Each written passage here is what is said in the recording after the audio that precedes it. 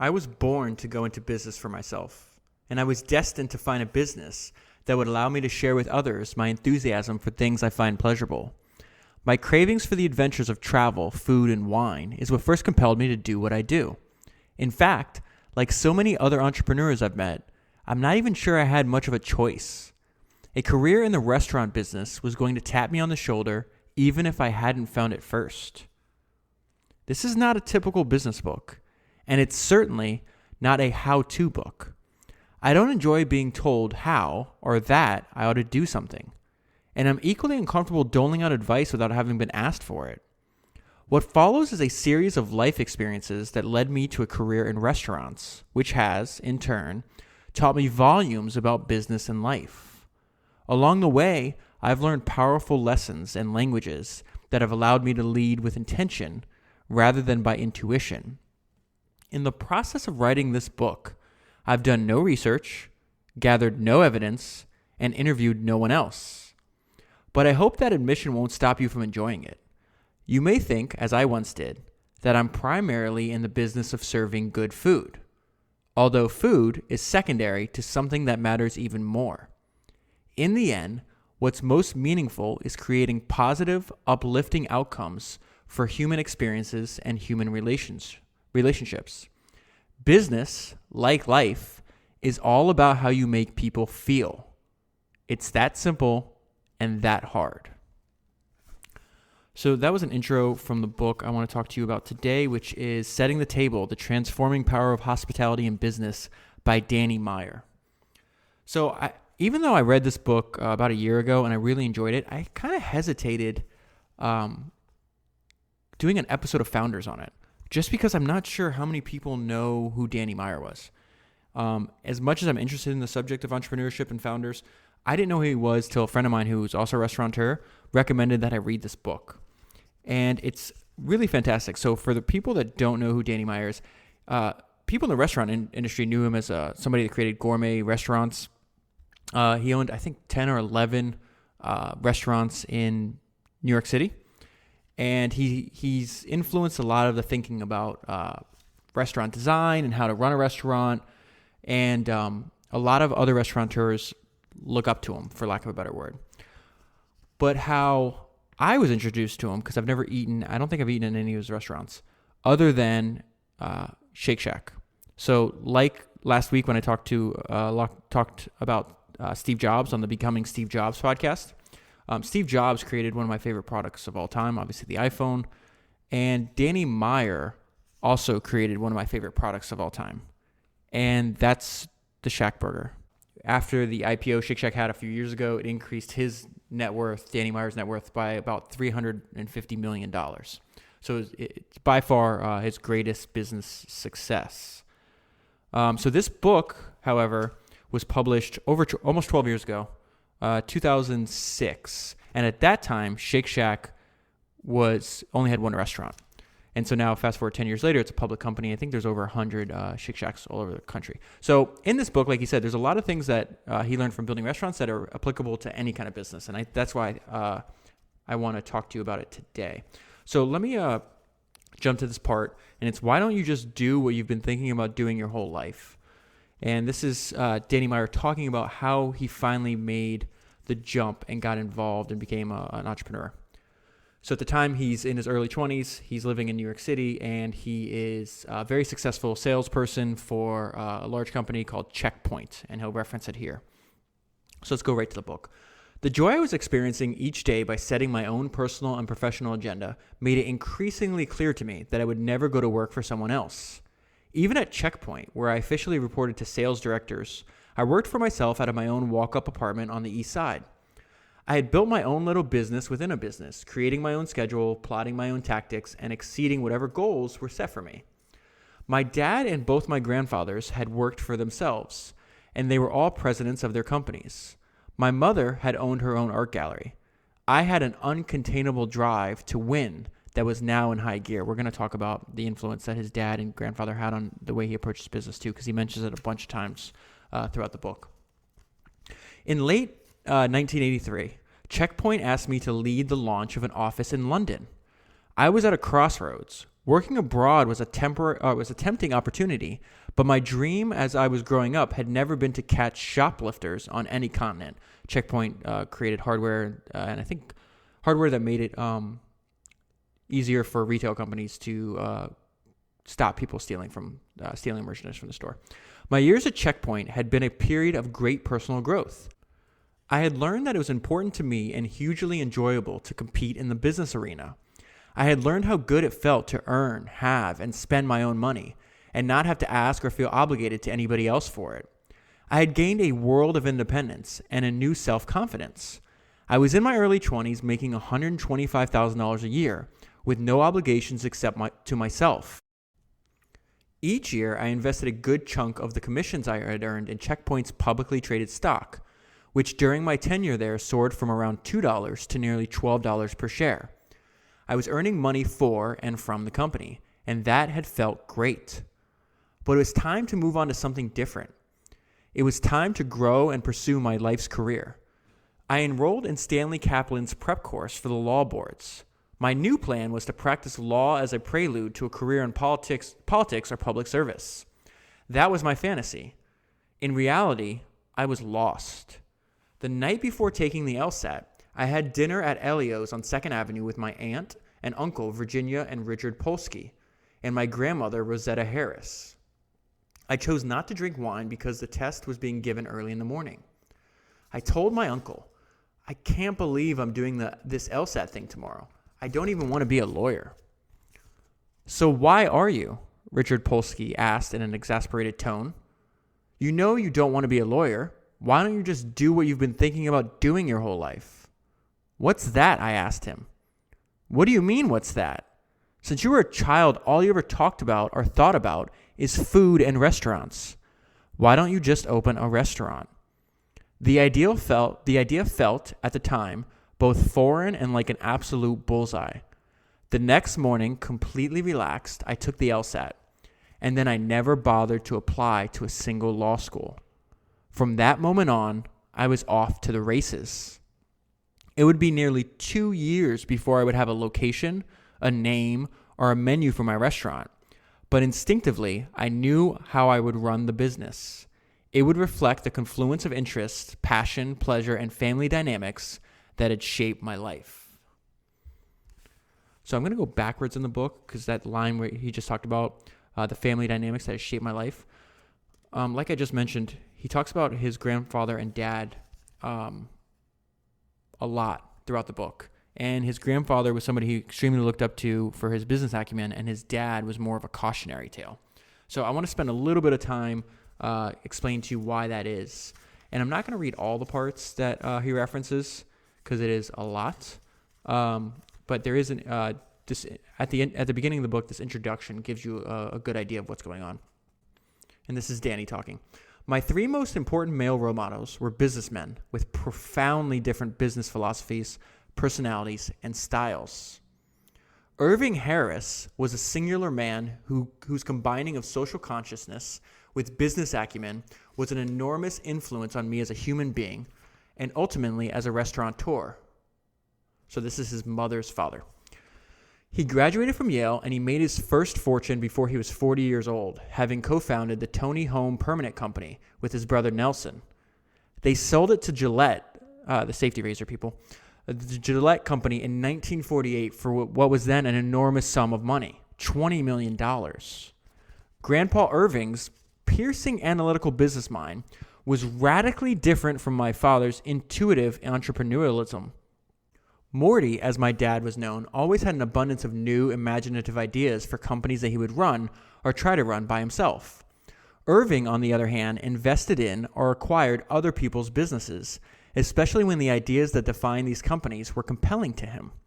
His passion wasn't to operate the companies, but rather to bet on the quality of their senior leadership. Evaluating human potential was every bit as important to him as any other business idea. Evaluating human potential is something that Danny Meyer credits with the success he has too. And he considers the people that work in the restaurant way more important than the concept of the food. And that's why he wrote a book about hospitality and how you make your customers feel. Back to the book. I adored Grandpa Irving, and I was awed by his otherworldly business success. Through him, I became aware of my own competitive zeal and began to believe in my own potential for winning. But for many years, I suppressed my love for him and also muffled my own self-actualization out of misguided deference to my father. Irving and Morty may have once loved each other, but as the years went by, they grew to dislike each other intensely. If pressed for his true opinion, Irving would have described Morty, so that's his grandfather describing his dad, as an unpredictable, irresponsible riverboat gambler. For his part, my dad considered his father-in-law an overbearing tyrant who couldn't loosen his all-controlling grip on his daughter, or for that matter, on anyone else in the family. My father was unquestionably my childhood hero, a hedonist, a gastronome, and a man who cherished and passionately savored life. Dad also took risks as a businessman. He was always coming up with exciting new ideas based on his love of travel and food, and on his constant drive to share his finds with others. At one point, this is his dad's business, Open Road Tours had offices and staff in Chicago, Los Angeles, New York, and Paris. Later, it opened offices all over Europe. I never fully understood how or why, but sometimes in the late 1960s, when I was still a young boy, Open Road Tours went bankrupt. I remember abundant tears and shame, but few details. I heard comments like, "We expanded too quickly." And I had thoughts like, "My hero failed." This was another confusing and painful consequence of the failed business. My mother was anguished, and her disappointment and disapproval were apparent. Business details were not openly discussed, but the family's bruises were deeply felt. So he's talking about not only did they suffer financial consequences from the business collapsing, but it winds up tearing his family apart too. By 1970, when I was 12, my father leaped into the hotel business in Italy. Despite the pleas of my mother and with Irving's begrudging help in the form of a $1 million loan, he committed himself to long leases on one hotel in Rome and another in Milan. Remember that long lease part, because he's going to talk about it, how Danny does the opposite now. He was certain that becoming a hotelier would be his ticket to fortune. I don't know if I said that word correctly. My mom correctly maintained that it promised nothing more than protracted absences from home. There was always some reason my dad had to go to Italy. Keep in mind, they're living in St. Louis, Missouri at the time, and he decides to open a business and run it from halfway around the world. Each time the hotel workers went on strike, he flew to Rome or Milan to help make beds. Business flagged and lagged, and although he was spending half a month at a time away from his family to address problems, it inevitably proved impossible for him to operate a hotel business across two continents. At an enormous financial cost and an even greater emotional cost, my father finally found a buyer for his 2 leases. He then went on to his next idea. In 1972, still optimistic, my father created another new business called Caesar Associates. This new company would sell packaged group tours at a deep discount for a very narrow niche of travelers known as interliners. Interliners were airline employees and their families. As members of the International Air Transport Association, an industry trade group, interliners could fly standby at unbelievably low rates. Dad's business model was simple but original. He aggregated all the discounts to which members of AITA were entitled and packaged trips lasting up to 2 weeks. In addition to low airfares, he negotiated rock-bottom rates for hotels, ground transport, sightseeing, shopping, and dining. Caesar Associates actually thrived for many years with outposts in London, Paris, Copenhagen, Madrid, and Rome. But this success wasn't enough for my father. Having failed to learn some critical lessons from his earlier business failures in the 1960s and 1970s, he gambled the fortunes of his entire business on another new one, involving risky and questionable real estate and hotel deals back in St. Louis. He eventually owned 2 hotels in St. Louis, one of which was a failure on every count. My father had leveraged his entire company to purchase these hotels and also purchase a medical building in Clayton, Missouri, which he planned to reimagine and redevelop into something big. However, by the time he had emptied the building of its existing rent-paying tenants, the bottom had fallen out of the economy. His funders dropped out, but not before suing him. Although Dad may have been an inventive entrepreneur, he did not have the necessary emotional skills or discipline, and he failed to surround himself with enough competent, loyal, trustworthy colleagues whose skills and strengths would have compensated for his own weaknesses. By 1990, shortly before he died of lung cancer at the age of 59, he was once again bankrupt. Once again, he had to inform his family, his second wife, Vivian. Obviously, the business troubles caused Danny's parents to separate a few years earlier than that. So once again, he had to inform his family, his second wife, Vivian, and his 3 children and their spouses about a failure. We all had a painful sense of deja vu. Looking back, I realized that gambling is a metaphor for how my father ran his businesses, and my deep fear of repeating his mistakes has always colored the way I run mine. Because each of his doomed experiences was marked by overly rapid expansion, I have always been afraid to expand my business too quickly. I'm not risk adverse, but I have tight self-control, and I am not a gambler. So I want to bring that up because he's writing these words in 2005, 2006, and throughout the book, he's constantly faced with so the book tells the stories of how he founds all his restaurants, and it goes into really a lot more detail than I'm going into here. But he's constantly referencing the lessons he learned from his grandfather's successes and comparing and contrasting that to his father's failures.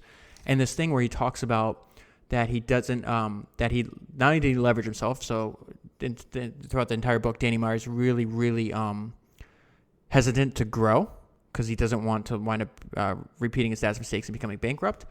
And then he talks about here where he says his dad had failed to surround himself with enough competent, loyal, trustworthy colleagues, that Danny always constantly hires and then partners with people that are smarter than Danny is at a specific thing that they need for that restaurant. So when I was doing research for the podcast, in addition to reading the book, I was seeing if in the 10 years since the book has been released, if he still talks about these principles. And I found a video on YouTube where he talks about that now he realizes with a lot more experience that growth in and of itself is not a bad thing, but before you grow, you have to have the infrastructure and the people. He considers the people the infrastructure to help you grow. And he talks about he's been a restaurateur for over 20 years, for 30 years, and the first 10 years he only had one restaurant. Then he talks about how with Shake Shack there's over 100 locations now, and for their first 5 years they just had one restaurant. So he's very, very hesitant. In the past few years since the book has come out, he's obviously built out and now has a system to grow, but he didn't have that then, and he was very weary to do any growth before he did. I think that's one of the best things I took away from this book. So let's skip ahead a little bit. I want to talk about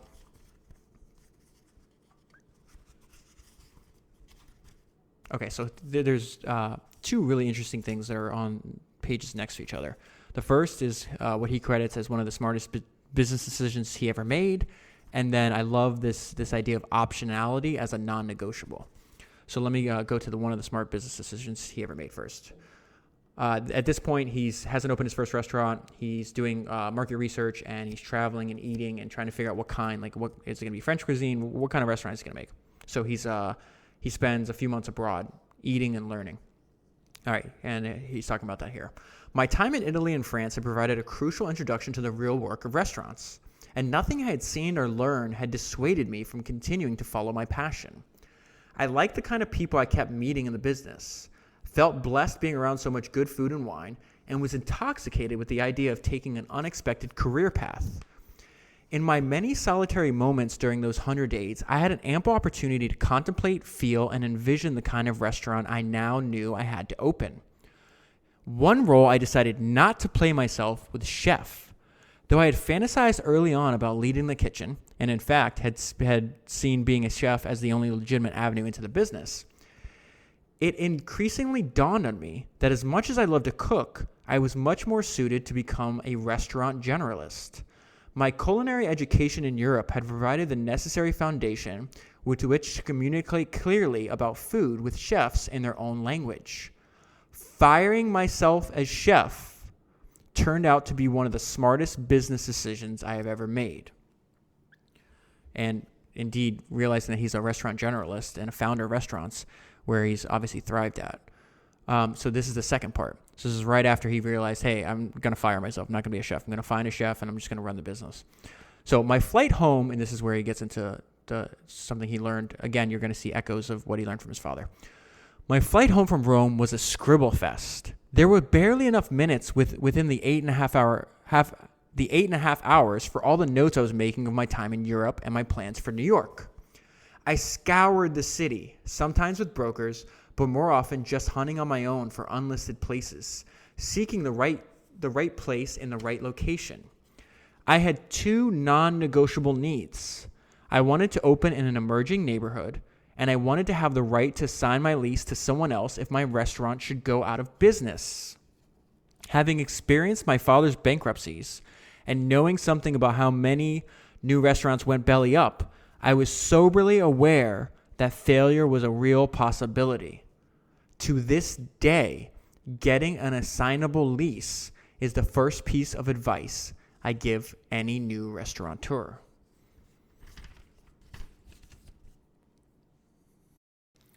And on a few pages later, he continues this idea of optionality. So this is optionality part 2. Despite all the uninspiring spaces I was seeing, I continued to reject the prevailing maxim, location, location, location. This is the idea that you somehow need an upscale address to be considered a great restaurant. But to afford an acceptably swank location, restaurants have to pass on their huge overhead to the guests, charging way too much money for lunch and dinner.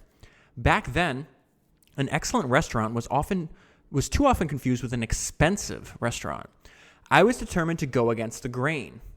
I was no expert in New York real estate, but I understood on a gut level that if I had handicapped the location correctly and could successfully play a role in transforming the neighborhood, my restaurant, with its long-term lease locked in at a low rent, could offer excellence and value. This combination would attract smart, adventurous, loyal customers, in turn giving other restaurants and businesses the confidence to move into the neighborhood, until a critical mass had been reached and the neighborhood itself changed for the better. Moreover, were I to go belly up after a few years in such a neighborhood, I was confident that I could find someone else who would be eager to pay for my below-market rent on the remaining years of my lease. I sensed a lot of upside and felt protected against the downside.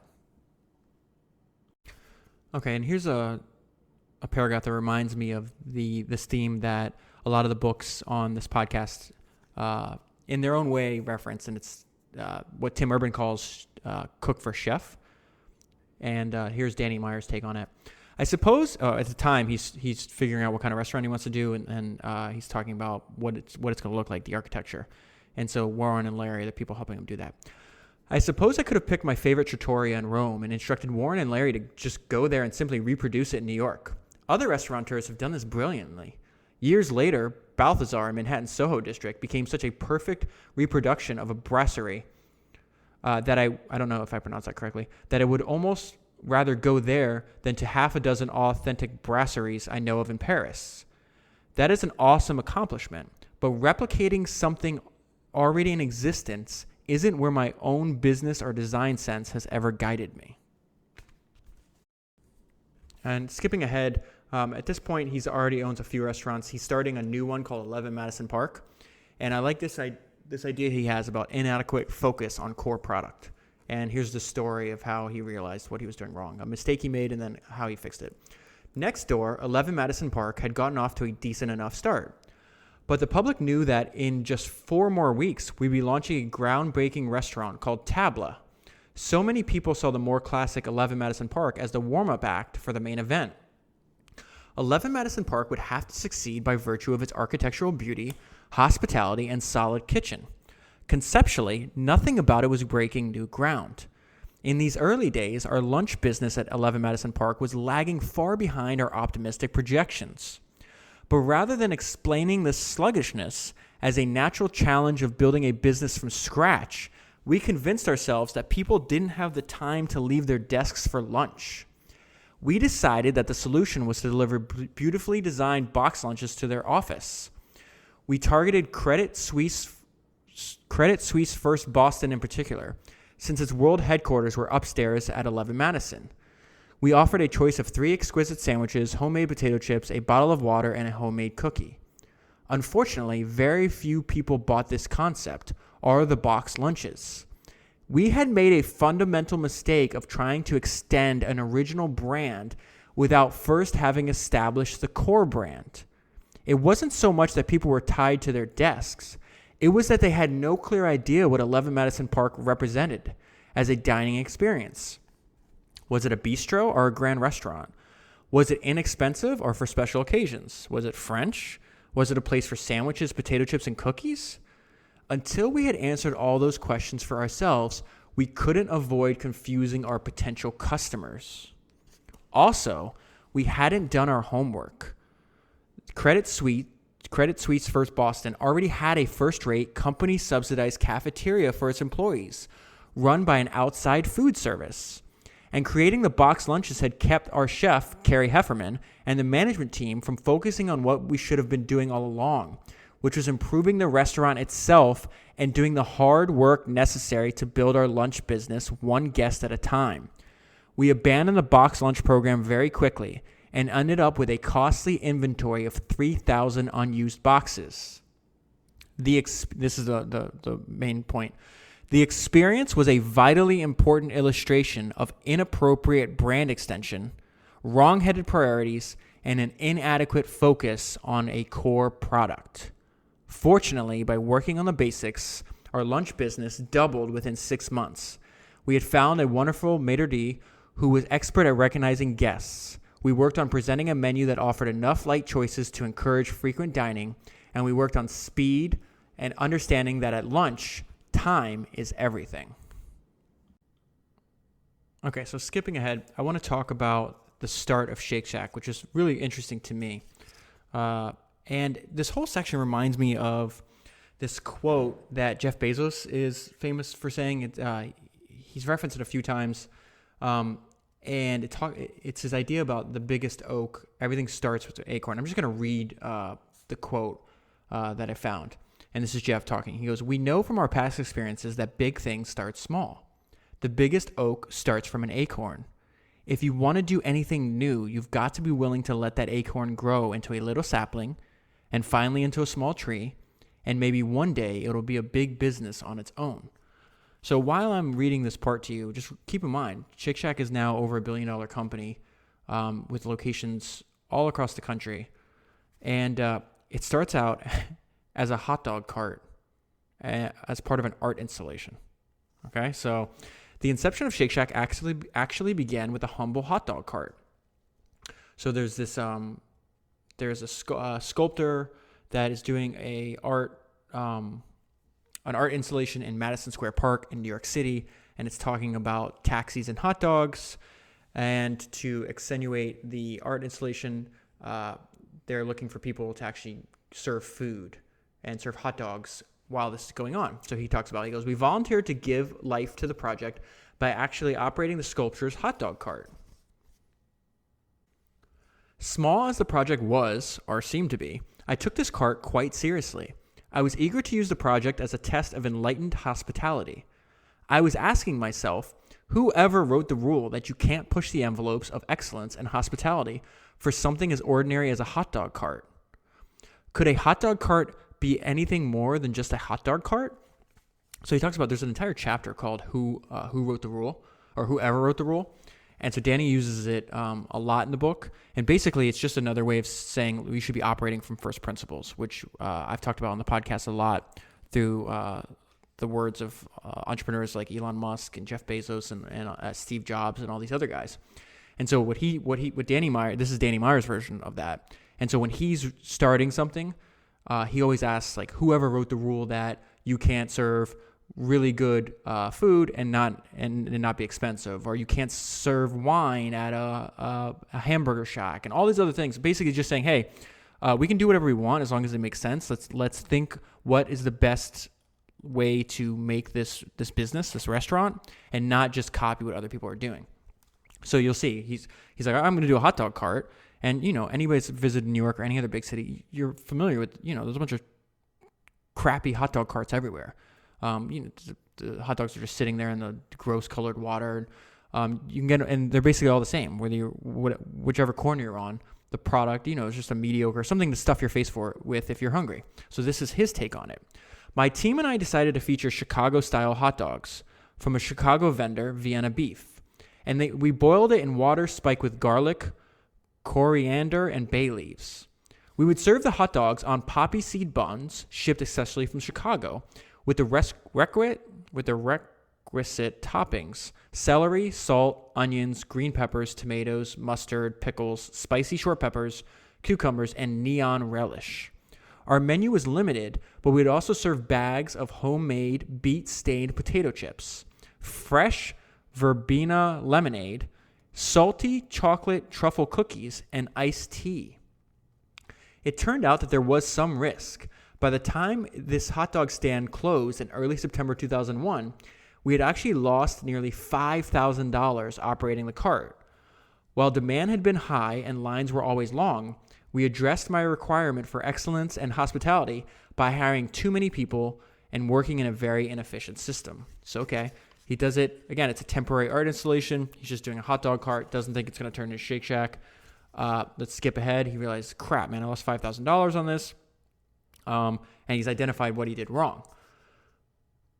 And so they come back. He does it the next summer and then the summer after that. And by the time he's fixing it little by little, and he's finally making a little bit of money on it. And now they're talking about doing a permanent location in the park. Because remember, the art installation started out in Madison Square Park. So now we're jumping ahead to that. Around that time, so in Jeff Bezos' metaphor, we're now going from a little acorn seed to now we're going to, this is the little sapling part. Around that time, the city's Department of Parks and Recreation had solicited proposals to create and operate a permanent kiosk in Madison Square Park.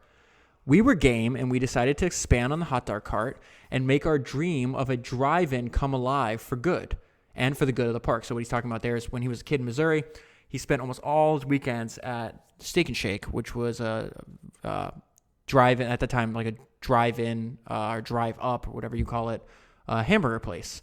And he just absolutely loved it. So he wanted to make something like that for Madison Square Park, but obviously not driving because it's in the middle of New York City. And here's some of his ideas. As we imagine our new kiosk, we thought about a lot more than food. We understood that people just don't go out to eat. They also select restaurants in order to be part of the community experience. Starbucks took the notion of drinking good coffee and standing in line to buy it and figured out how to make the experience of drinking coffee with a community of other like-minded people become the real star of the show. The company also learned to superimpose its blueprint onto thousands of locations north, south, east, and west, while also conveying the sense that each Starbucks belonged to its particular community. It was brilliant entrepreneurship to grasp that selling excellent coffee is secondary to creating a sense of community. Coffee sells, but performing a daily ritual with a self-selected group of like-minded human beings also sells. A business that doesn't understand its reason for existing is fostering a community will inevitably underperform. Again, he's taking this part. At this time, he's writing the words. There's only one Shake Shack. But you can see that he's learning from other businesses because he's talking about how brilliant he thinks Starbucks was, about how they actually scaled the business while retaining each like individual characteristics of the neighborhood. So now they're back to the bidding process. As soon as we'd won the bid, I set off to study burger and shake stands all across the country. We started out, of course, at Ted Due's and Steak and Shake in St. Louis, continued on to Kansas City, where they went to Sheridan's, and individually made stops in Michigan at Culver's, Los Angeles at In-N-Out Burger, Napa at Taylor's Automatic Refresher, Chicago at Gold Coast Dogs, and Connecticut to visit Super Duper Weenie, Clamps, and Sycamore Drive-In, always in search of the best of breed. It was funny when I was rereading this. The first time I read this book, I don't think I had Founders as a podcast yet, but now rereading it, his search of the best cheeseburgers going all over the country kind of reminds of what we're doing here is learning from the best, or not the best, I hate using that word, but learning from people that have built companies, like great company builders. Going back to the book, using the kitchen of 11 Madison Park's private dining room as our laboratory for Shake Shack, We worked hard to come up with just the right mixture of freshly ground beef. So again, he did the research first.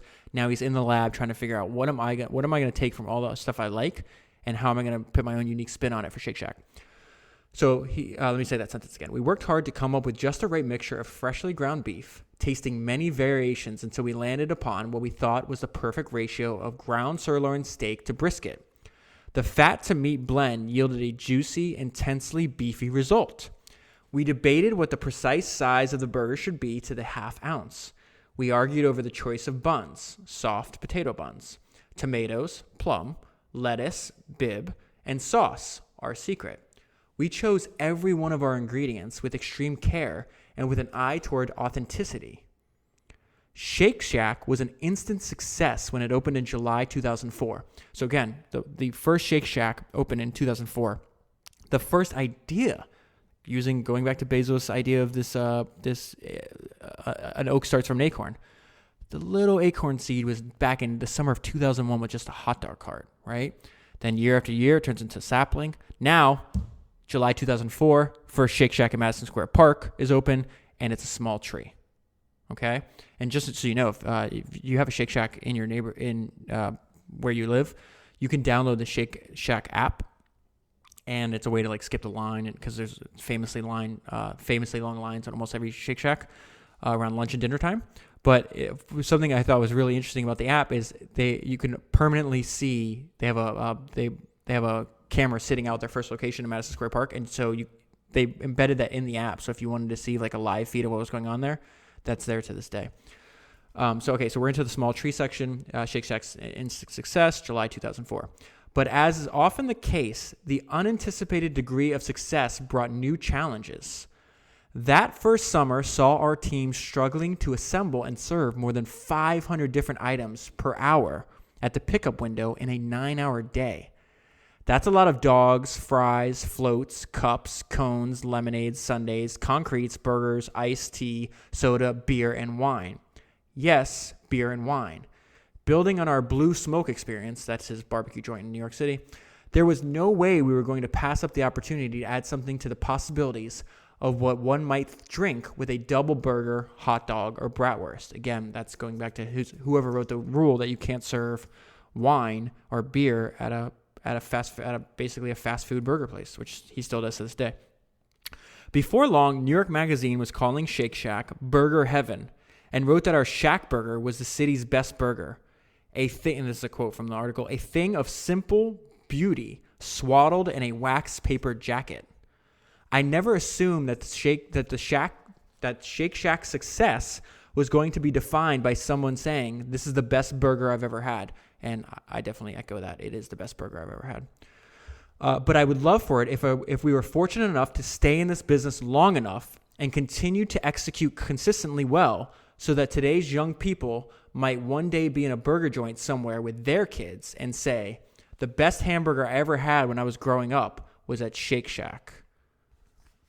So going back to the Jeff Bezos metaphor, again, when this book was published, there's only one Shake Shack.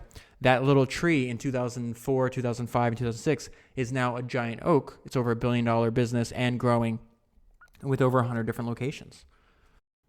So I think that story is really, really interesting as a way to visualize, if you will, the metaphor that Bezos uses a lot. The last thing that I want to share with you, and again, this book is relatively short. It's only like 300 pages. Really reads like a story. Really easy read. So this is not going to be one of my longest podcasts, but there was this great, I want to leave you with this great story from the founder of Neiman Marcus. And I've used this term where I don't know where to attribute it to. I can't remember. I think it was from the founder of Brain Picking's blog that said on a podcast one time that books are the original hyperlinks. And so reading this book, I learned about what you're about to learn too, about the founder of Neiman Marcus. And then I looked him up on Amazon. Turns out he has a book. So I just got a sample delivered to my Kindle. If the sample is interesting, then I'll order the book and maybe that appears as an episode down the line. All right, so let's close out on this. And this is advice from Stanley Marcus. This is Danny talking. In September 1994, I traveled to Dallas, Texas to begin a tour promoting the Union Square Cafe cookbook. During a dinner hosted on my behalf by the owner of the San Saba Vineyards, Dr. Mark Lemon, at the mansion at Turtle Creek, I had a chance to sit next to Stanley Marcus, the department store mogul, whose family had founded the luxury department store Neiman Marcus in Dallas in 1907.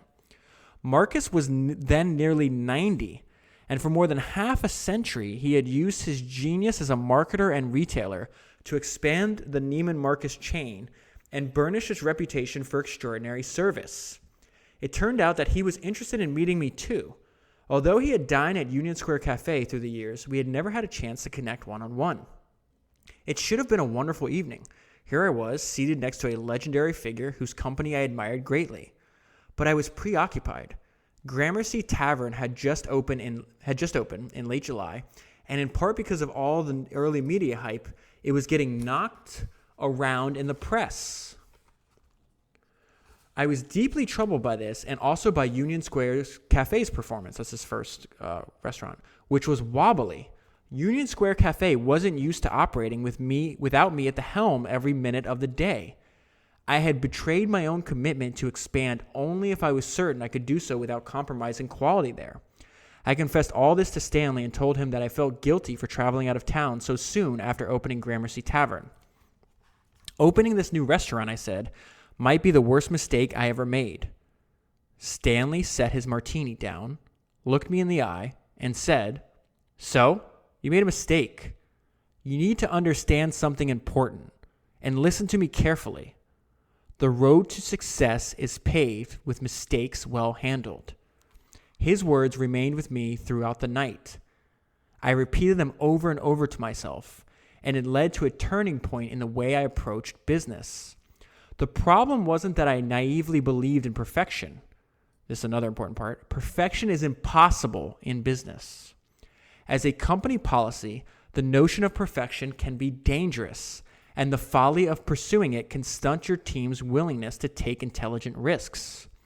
How could I expect my staff to create legends of hospitality if they were playing it safe by trying to avoid mistakes? Stanley's lesson reminded me of something my grandfather Irving Harris had always told me. The definition of business is problems. His philosophy came down to a simple fact of business life.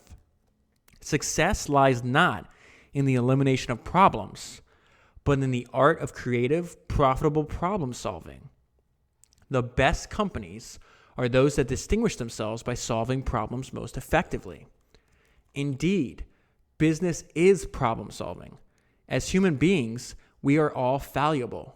You've got to welcome the inevitability of mistakes if you want to succeed in the restaurant business or in any business. It's critical for us to accept and embrace our ongoing mistakes as opportunities to learn, grow, and profit. And this is a great way to end the podcast. Baseball's top hitters can make 7 mistakes out of every 10 at-bats and still ride a 300 lifetime batting average into the Hall of Fame.